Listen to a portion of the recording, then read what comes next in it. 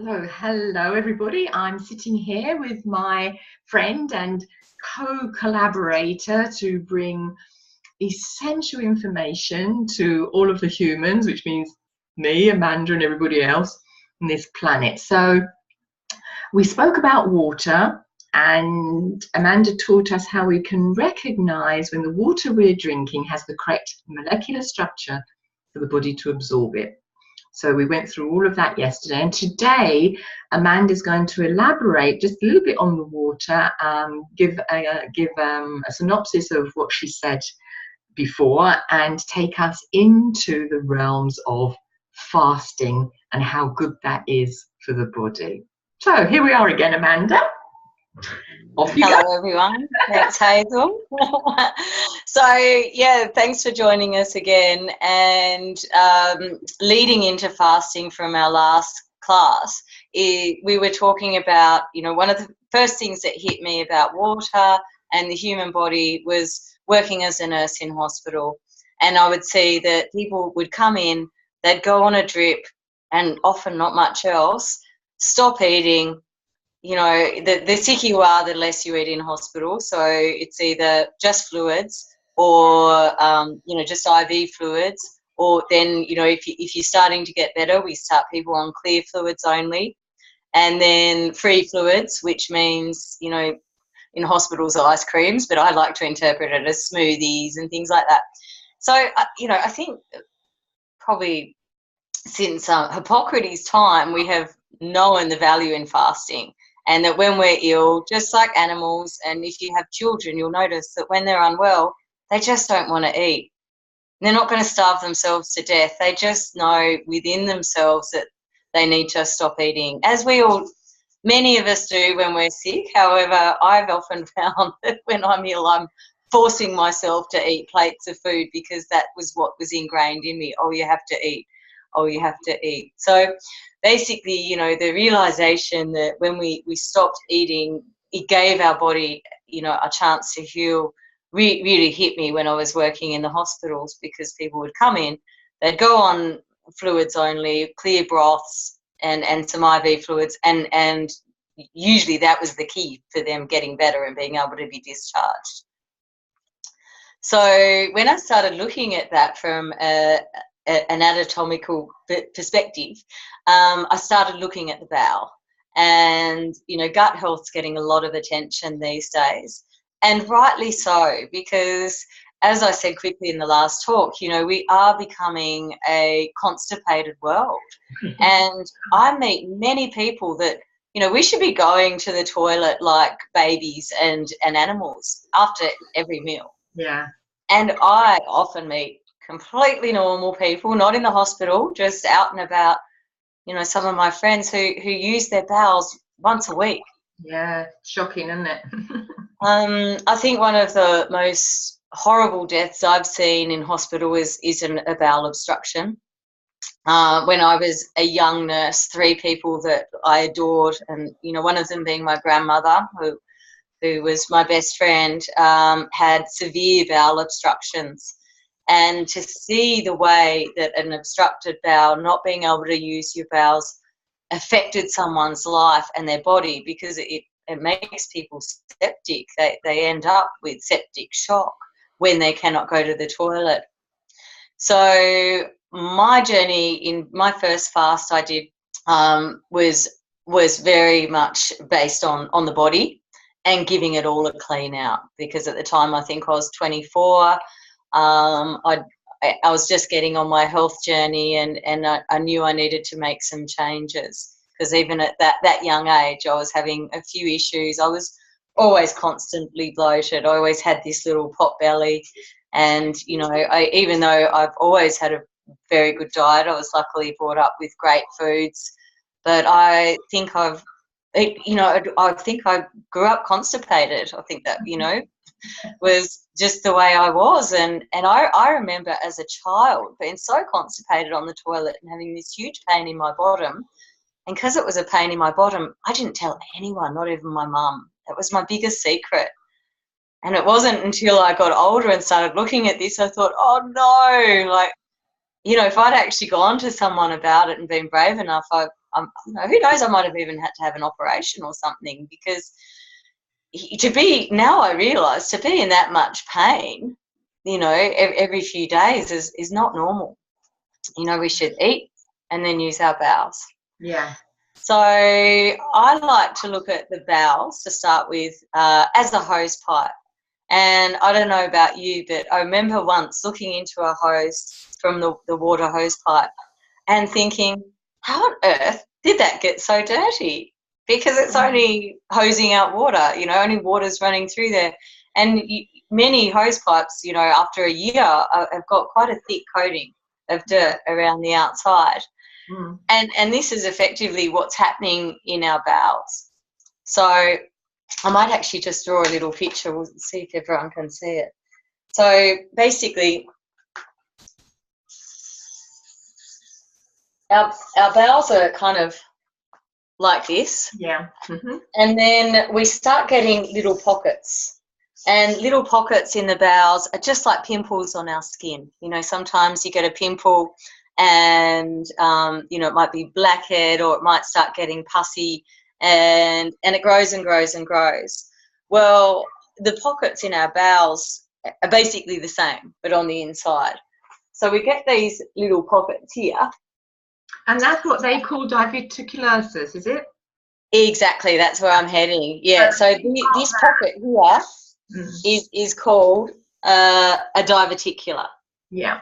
And when you have, when this gets full of pus and inflamed, and then you're having symptoms, it's called diverticulitis. And we all have them, you know. What would the symptoms be, Amanda? What would someone be feeling if that was starting to build up in them in such a way?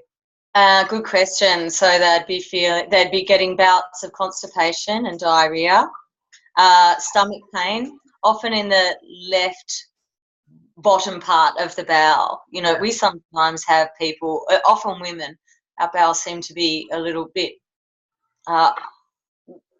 more prone to constipation and diverticulitis than the males for some reason. And often when you get people into hospital with left lower quadrant pain, you know, down to your belly button, across to the left a bit, that's the descending colon, and that's where we get quite a lot of congestion, and you can get incredible amounts of pain, like you're dying, and it's actually just that you need a good poo. Because another thing to realise with our bowels is that they don't just go like this inside our body. They actually come up and have a twisty turn and around. Yeah. And these are areas where things get trapped. Yeah. And another thing we get as well are like skin tags in the bowel. So, you know, the bowel's going along, so it's a bit hard to draw and do this. And then we get a polyp. Yeah. All right. Like that. So the polyp thing, the skin tag kind of goes up, and the diverticulitis bag goes down. Yeah, exactly. Yeah. Okay, great. Yeah. And both of them are places where we get food traps. So in those little pockets, one tiny sunflower seed, you know, one tiny grain can get trapped in there. It's not flushed out. Like anything, when it's stagnant, it attracts bacteria. Our bowels are warm, moist environments, and that's where bacteria thrives. Is that what they call leaky gut? Like this is where leaky gut starts. Right. So what's then that's a little bit. Yeah. I'll just talk about this, and then I'll move up the bowel, because it is all connected. Yeah. So what we're finding is we get these little, you know, skin tags, and then we get pockets here.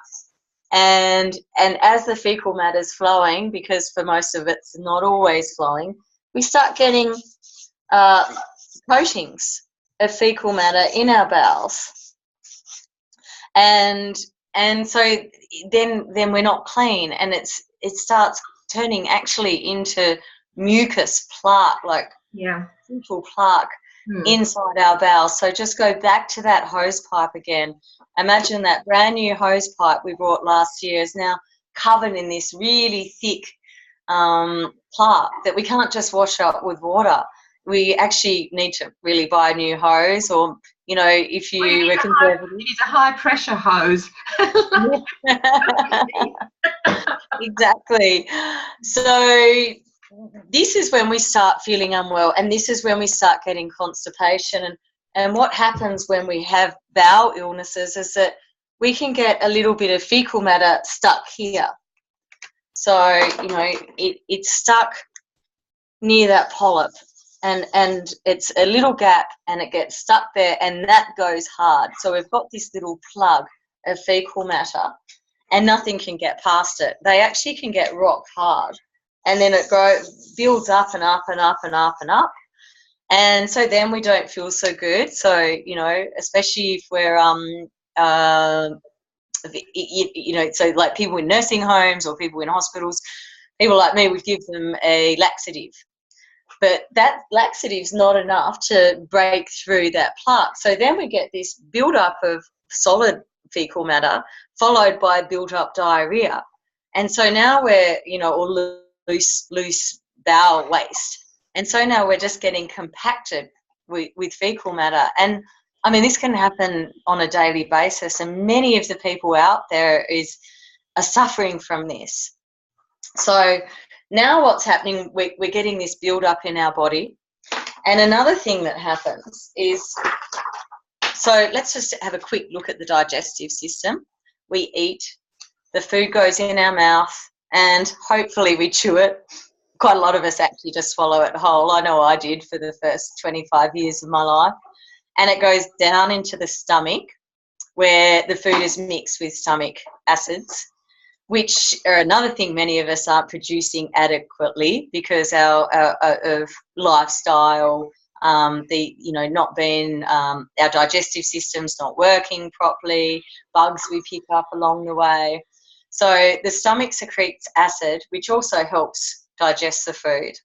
Then it sends it down to the small intestine, and this is where the leaky gut occurs. So for me, the small intestine, I could get stuck on here for hours. It's one of the most fascinating little parts of the body, because on the wall of the small intestine, we have these things called microvilli, which in a tribal person, so this is the bowel wall, and they have these little things like hairs. Yeah. They're like little fingers.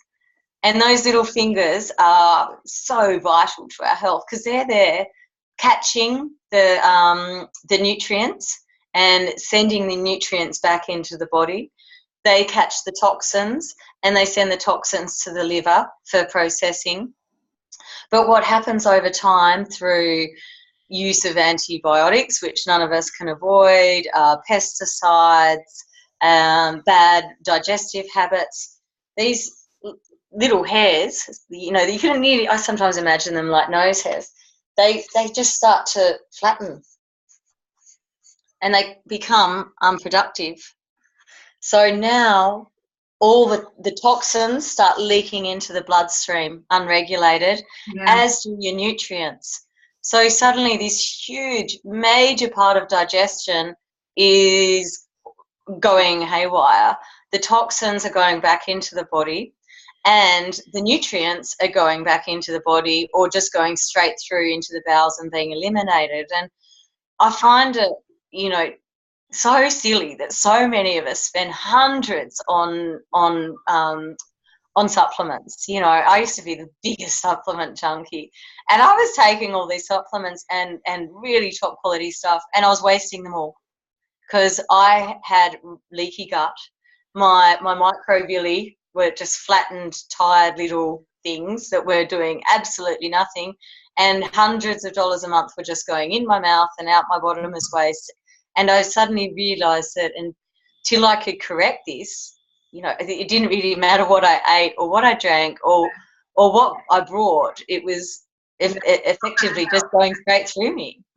So the flattened villi then, they do spring back up again with correct processes that we're going to be talking about fasting. Yeah, luckily, yeah. Good. They can be resurrected. Yeah, good. Okay, great. Yeah. So the first thing, you know, I found was, you know, giving myself a break from heavy foods, giving myself. So the first detox I went on was. Well, we're talking about fasting. So are you So going to break that down with detox first, or because yeah, fasting to me is not having anything solid? Let's define fasting first of yeah, all. What's let's. the definition of that? Yeah. So fasting is no ingestion of foods, Yeah. and normally no thick fluids either. It's normally, in a medical sense, it's normally clear fluids only. Mhm. And free, when you're onto free fluids, which is classified as yogurt, ice cream in hospital for us more health conscious people, smoothies, and thick soups would be free fluids. That's not really fasting No, either. yeah.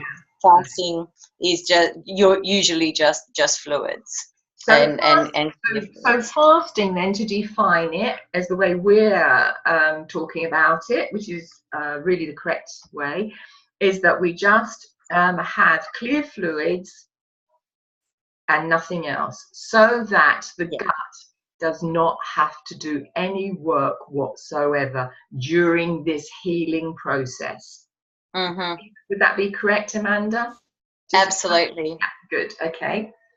Great. And it's the way we're going to clear the pipes, Yeah. because we're not adding to this collection of mucoid plaque in the bowels. We're not adding food to the flames to the fire, I guess. Yes. You know, Yeah. we're giving it a chance to clear all the way out and Yeah. try and get rid of that waste.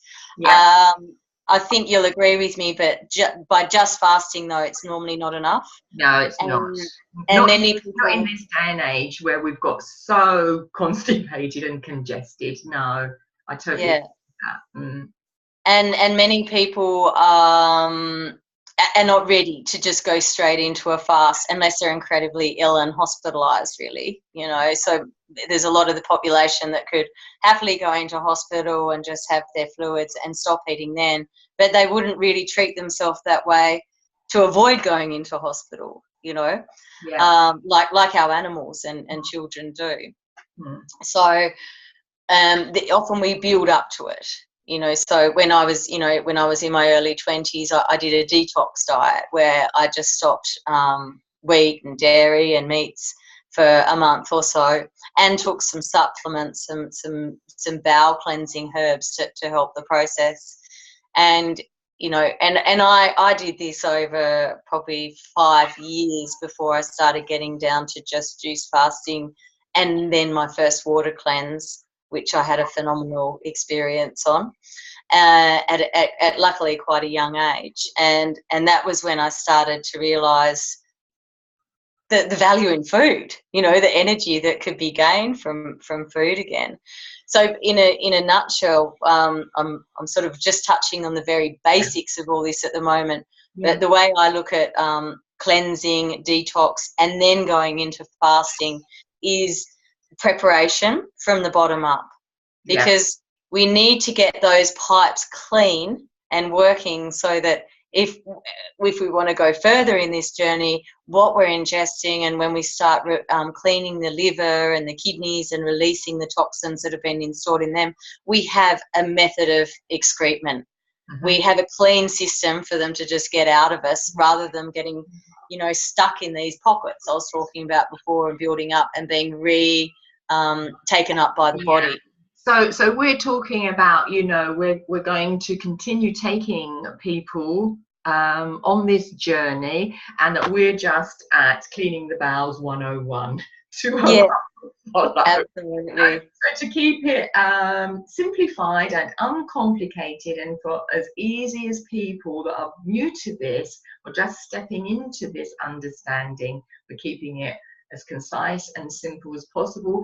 But for you all to know, this is only the beginning, and we will be going through a whole process to take our audience to the level we're at now. So just so that everyone listening to this gets clear on that, we're not just going to stop here, but we're just keeping it up, cleaning the bowels 101 today. Absolutely. And one of the best things to clean the bowels with is actually, you know, apples from our perspective. And that's when I work this out, I laugh because an apple a day keeps the doctor away. Yeah. In fact, it does. You know, an apple and the pectin in the apple is like a toilet brush for the bowels. Mm. So apple pectin is one thing that's wonderful for drawing stuff out of the bowels. So can I just retrack a little bit? So an apple a day, okay, people that are really compacted in their bowels with all kinds of fecal matter, mucus and poisons, an apple a day is not going to cut it. But when we cleaned our bowels, to have an apple a day would be a really effective thing to do. Absolutely. Good. Okay, so cleaning the bowels. So cleaning the bowels in a, you know, so another thing that I learned at a very young age from a medical perspective is that when we're cleaning the bowels, we have to work from the top and the bottom. And we used to get many people that would be impacted, and the laxative, remember I did the diagram with all the water building up behind the plug. Yeah. And so so the laxatives are drawing fluid in from the body to add weight to the feces. That's what they do. But everything was getting stuck behind this plug. Yeah. So it was like having a lot of dirty water in the sink. Is that what you're going to say? So it eventually come up out of your mouth. It does. Yeah. And that's what you mean by both ends, from the mouth to the anus. You've got to work from both. Is that what you mean by your stage? Yeah. Okay. And so the only way to sort of meet them halfway is to also bring in the use of enemas and flushes, which is something we love in the hospital. And as I said briefly in our last session, is that my biggest realisation for this was seeing people come out of colonoscopies when they'd had the bowel prep, they'd had their bowels cleaned, they'd been on fluids only for 24 hours, and they come out thinking we've done some amazing operation or some bowel resection, whereas they've just been cleaned out. In fact, I thought it could be a really good yuppie business I could set up. I'd just give people bowel prep to have at home for 3 days, come in and see me, I'll give them an enema and some fluids, and they'll leave thinking it's the most amazing therapy ever, and it's the most basic therapy ever. We've been doing this for thousands of years. And I mean, the Egyptians, the ancient Egyptians, it was a way of life. And I had a very precious book once upon a time, and Jesus taught his disciples to do the same. So this is ancient knowledge. But don't you find in this day and age to mention the word enema or colonoscopy or colonic irrigation to people is horror?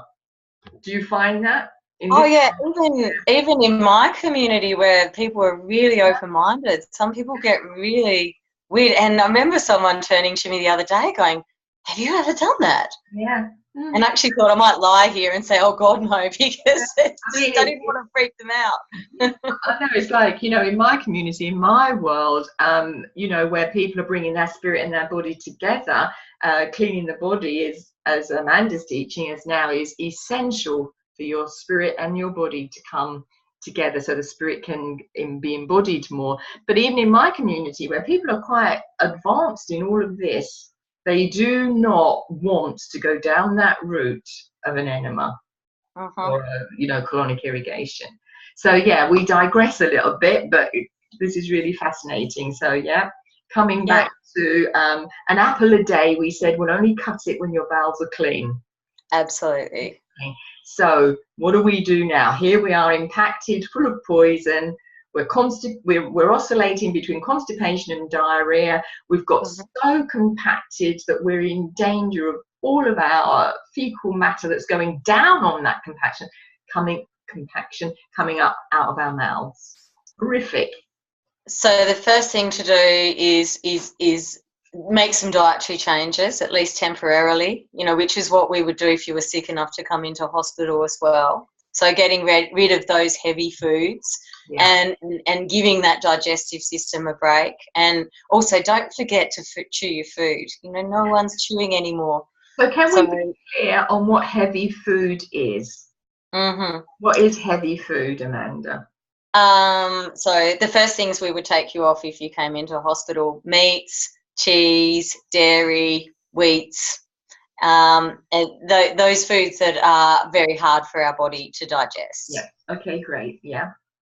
And so, you know, you may not be ready to go straight into the fasting now. So you just choose some, you know, salads or soups, depending on the climate and what you're feeling like. But it is important that salads and soups alone won't cut it, because it is going to have a similar effect to maybe the laxatives. It's going to get this far, but it's not going to get the gunk out, especially if it's trapped by a few plugs or inflamed pockets. Yeah. So what we need to look at is some supplements to draw those toxins in, so they're not reabsorbed into our body. So there's bentonite clay, psyllium husk. Some of these are drawing agents. Charcoal's another one.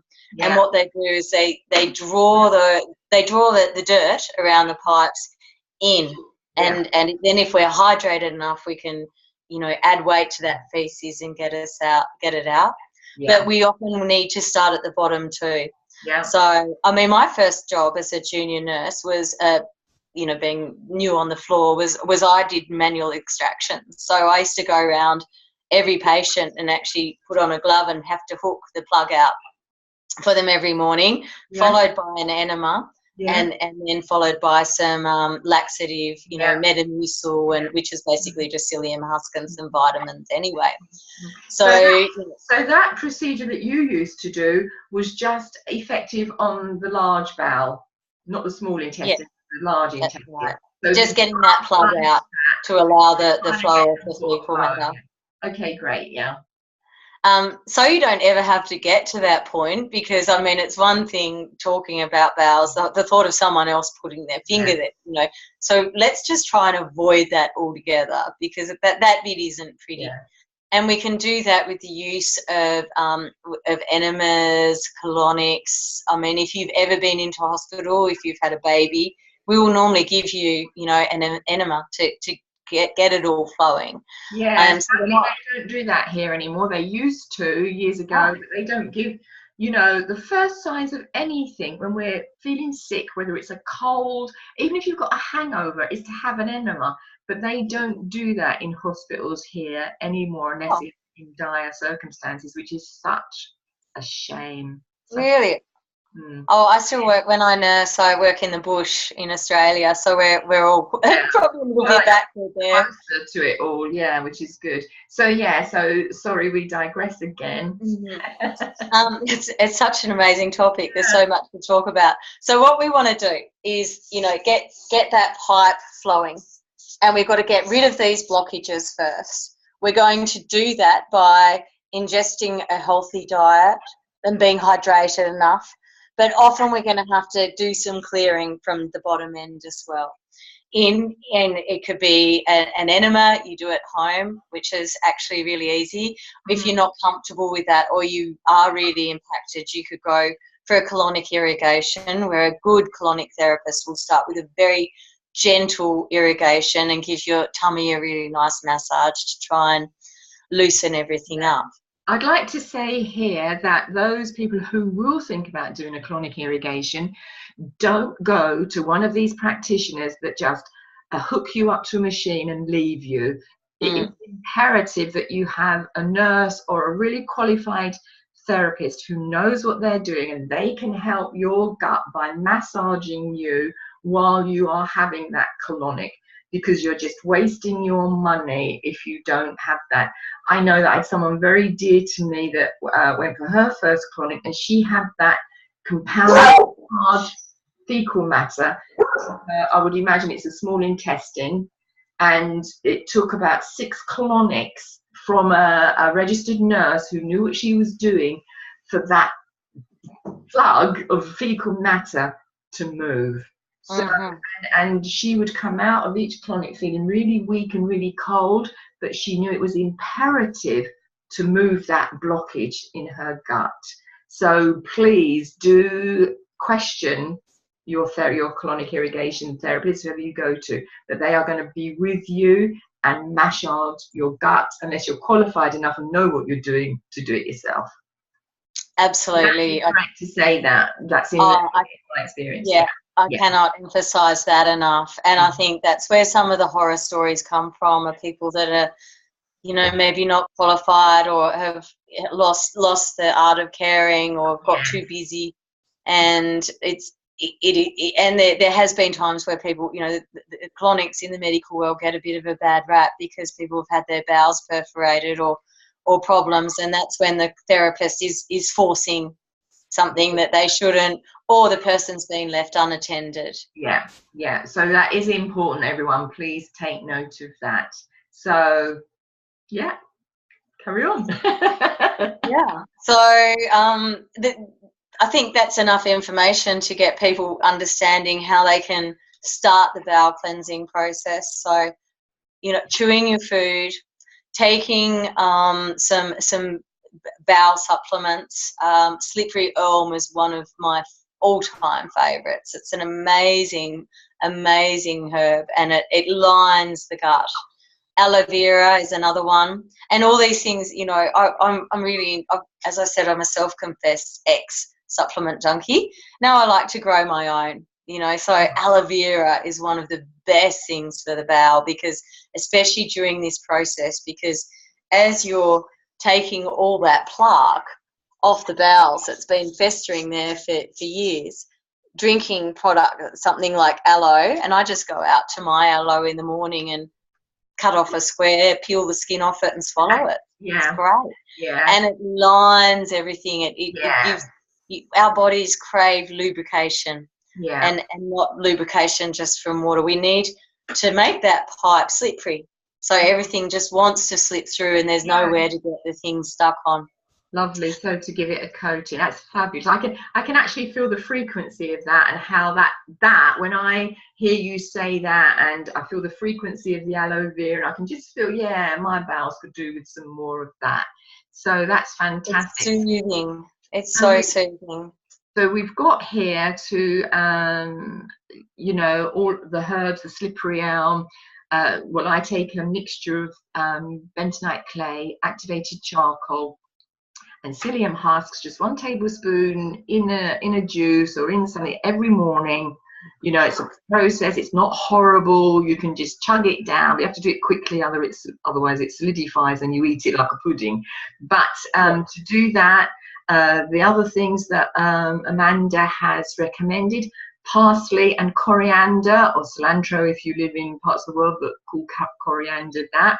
Really great herbs to take for what we're talking about. And there's a lot more that we could put underneath the video, Amanda, the herbs and clays and whatnot that people can help themselves with.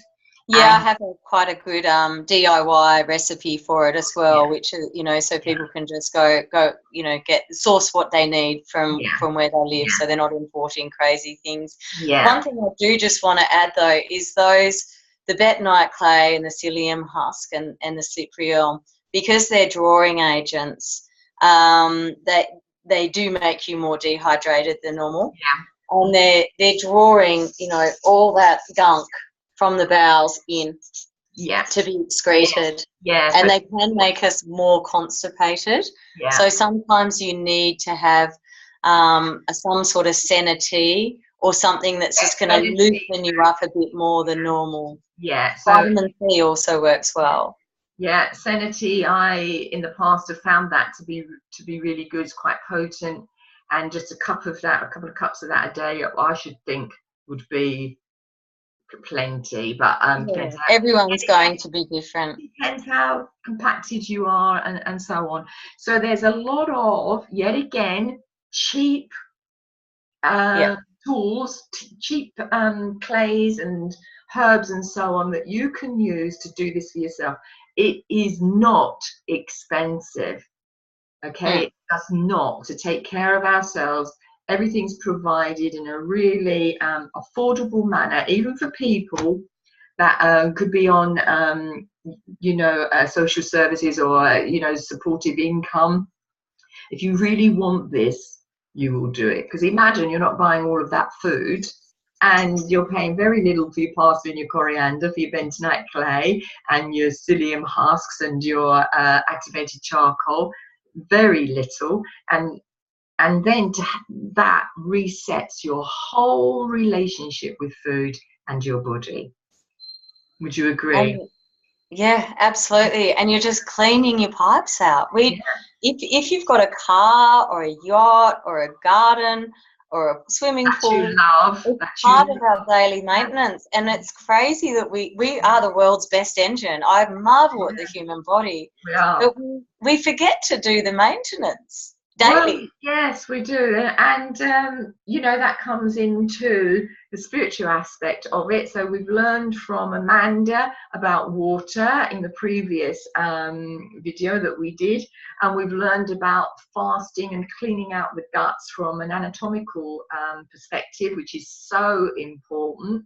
And in the next couple of episodes, we're going to be talking about it from essentially my point of view, the bigger picture, from the spiritual aspect of how the spirit, which is the I am presence, the soul, the oversoul, whatever name you give to it, but it comes and is embodied within the physical body. But it cannot be fully embodied if we've got all this shit literally in us. It just cannot.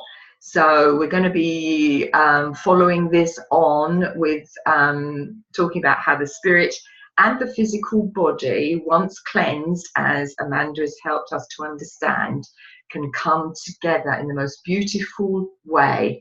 And the body actually ends up being literally our personal GPS system. And it can't do that if it's compounded with age-old fecal matter, mucus, and all manner of unhealthy parasites. We didn't even touch upon parasites, Amanda. So, yeah. Have you got anything quickly to say about parasites, or would you like to save that for another time? It's up to you. No, I'll just quickly mention it because I don't think, people are aware of what can be living in them and doing them harm. And parasites rob us of many things. Of life force, essentially, don't they? I mean, parasites just lump it all together and say they rob us of life force. And they feed on they steal all our nutrients and our nutrition. They take everything away. But what they love is for us to be unhealthy. If you're having sugar cravings, you've probably got some sort of parasitic infection. And look, parasitic infection, the parasites aren't bad. There's, in small doses, we're all supposed to have them. They all have a part to play in our system. But just like, bacteria such as Candida, when it's in an overgrowth, it starts doing us harm. So by doing the maintenance, we get everything back in balance. But how the parasites grow is that they're attracted to this gunk in the bowel. They need these pockets. So, they'll live in the liver and breed till they're big enough to then swim down into our intestines, and these festy places like the pockets, this is where they'll grow and they'll thrive. Yeah. Because it's simply like a stagnant pond, isn't it, that's not flowing, and you get all those creatures, bacteria in that, growing in that environment because there's no flow to our bowels and so on. So so that is another important thing to include when we're going on this cleanse. We're cleansing the bowels out with the bentonite clay, with the psyllium husks, with the activated charcoal, all of those things that we mentioned, parsley, coriander, aloe, the juice from the aloe plant, all of those things we're using, but they don't kill off parasites, do they? No, but I wouldn't even... different herbs for that. Yeah, I think we could talk more about the parasites when we get into the liver health, because I wouldn't even... I get quite annoyed when people are going on these parasite diets and they've done no bowel prep. Yeah. We need to, just like when we go into a colonoscopy in a hospital, let's prepare our bowel. Let's take time for us to be going at least 3 times a day after every meal, and to be feeling that sense that it's all working. Otherwise, you know, they're smart little buggers, those parasites. They're very adaptable and they can lay dormant and come back. Yes, and they will hide and, as you say, lay dormant. So, okay then, Amanda, to bring this session to a close, should we finish there and then so we've got the people to look at their water. They're taking this water that now hydrates them, which is essential to get that in place so that we can cleanse the bowels, and we're ingesting water that is absorbed by the cells to start to flush out the bowels. And we've encouraged people to take the psyllium husks and so on and so forth in the correct dosage. Well, I don't think even if you take a lot it can harm you. It just would feel really uncomfortable. You just get a bit constipated, yeah. Yeah, so you're going to need that clean water to let all of that clay and so on pass through your body. So Amanda's educated us on the water. She's explained how the bowels work and how it is our personal responsibility to do this for ourselves. We do it for our cars, we do it for things outside of our bodies that we love. And this is about self-love. And I'd like to... Yeah. And on a daily basis, you know, I do get a bit upset when people go on these week fasts. Yeah. And that 1 week is supposed to get it all out and then they go back to normal. You know, we need to look after this daily. Yeah. So, and this is a way of life which really blends in nicely with the way that I teach this, is that we are a frequency and food is a frequency. And our frequency within us will attract to us, and we will be attracted or repulsed by certain foods, not because they are right or wrong. Let's get that clear. It's not right or wrong to have a pot noodle as opposed to a beef steak, as opposed to a chlorella smoothie. It is not wrong. It's about your frequency, because when you're attuned to your frequency, it's like the aquaporin that Amanda taught us about, is that your frequency, you know, if your frequency is to good beef, for example, your body's going to absorb that and love it, because you're eating it from the right frequency and from love. Because if you are, I've made some pretty disgusting green juices in my time. I was a hardcore green juice and some didn't go quite right, but I would force myself to drink them thinking, oh, this is good for me, this is good for me. But it wasn't, because I was doing it with displeasure. So it was you need to tip that down the sink. But if you're having a pot noodle or a ready meal and you are relishing it and your mouth is watering and you're eating that without shame, guilt or blame, then your body will be able to digest that accordingly. So that's my take on all of this. So we're going to be talking about, we've cleansed the bowels. Now we'll have another session, Amanda, if that sits with you, on parasites. Yeah. So that is day. Yeah, we will. Tell your dog we will. So water cleansing, understanding the bowels, cleansing the bowels, helping the bowels to be brushed clean, and then we're going to move on to dealing with the parasites in the body. Yeah.